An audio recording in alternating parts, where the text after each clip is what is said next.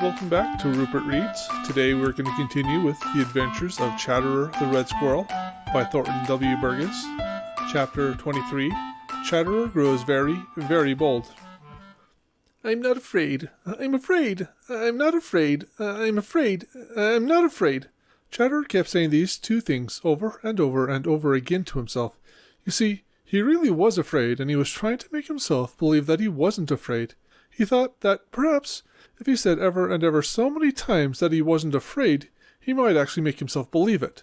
The trouble was that every time he said it, a little voice, a little truthful voice, down inside seemed to speak right up and tell him that he was afraid. It hurt his pride to own to himself that he wasn't as brave as Tommy Tit the Chickadee. His common sense told him that there was no reason in the world why he shouldn't be afraid. Tommy Tit went every day and took food from the hand of Farmer Brown's boy. It seemed to Chatterer, and to Happy Jack the Gray Squirrel, and to Peter Rabbit, and to Sammy Jay, and to Blacky the Crow, all of whom had seen him do it, as if it were the bravest thing they had ever seen. And their respect for Tommy Tit grew wonderfully. But Tommy Tit himself didn't think it brave at all. No, sir. Tommy knew better. You see, he had a great deal of common sense under that little black cap he wears. It may have been brave for me to do it the first time, thought he to himself, when the others told him how brave they thought he was, but it wasn't brave to me now, because I know that no harm is going to come to me from Farmer Brown's boy. There isn't any bravery about it, and it might be the same way with Chatterer and all the other little forest and meadow people, if only they would think so, and give Farmer Brown's boy half a chance.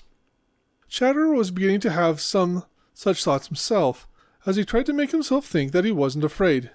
He heard the door of Farmer Brown's boy slam and peep out from the old stone wall.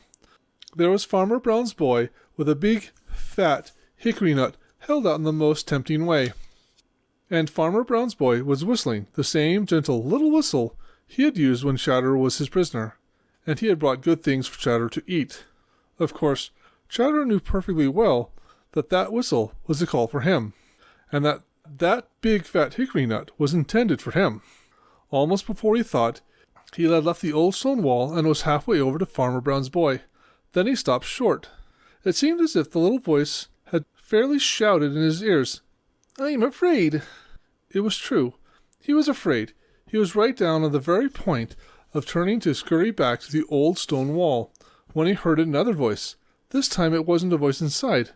No, indeed. It was a voice on the top of the old tree in the old orchard, and this is what it said. "Coward! Coward! Coward!" It was Sammy Jay speaking. Now, it is one thing to tell yourself that you are afraid, and it is another thing to be told by somebody else that you are afraid. "No such thing! No such thing! I'm not afraid!" scolded Chatterer, and then, to prove it, he suddenly raced forward, snatching the fat hickory nut from the hand of Farmer Brown's boy, and was back in the old stone wall.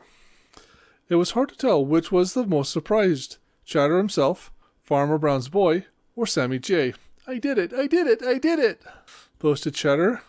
"You don't dare do it again, though," said Sammy Jay in the most provoking and unpleasant way. "I do, too," snapped Chatterer, and he did it. And with the taking of that second nut from the hand of Farmer Brown's boy, the very last bit of fear of him left Chatterer, and he knew that Tommy Tit the Chickadee had been right all the time when he insisted that there was nothing to fear from Farmer Brown's boy. "Why," thought Chatterer, "if I would have let him, he would have been a friend long ago, and so you would have." And this is all about Chatterer the Red Squirrel for now. Sammy Jay insists that it is his turn now, and so the next book will be about his adventures. Thank you for joining us with this book. If you liked what you heard, please consider liking, commenting, and subscribing. Thank you.